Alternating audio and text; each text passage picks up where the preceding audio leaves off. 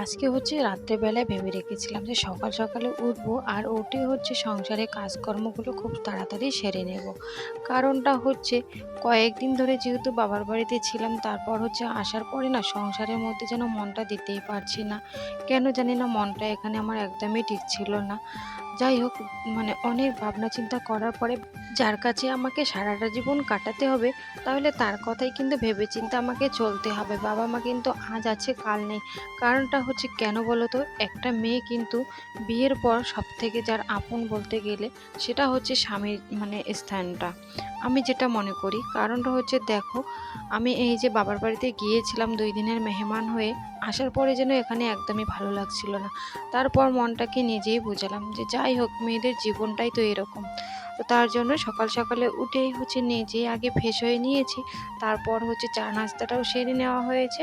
আর এই যে সংসারের কাজগুলো টুকটুক করে একা হাতে করে নিচ্ছি। তোমাদের কাছে কেমন লাগলো ব্লগটা?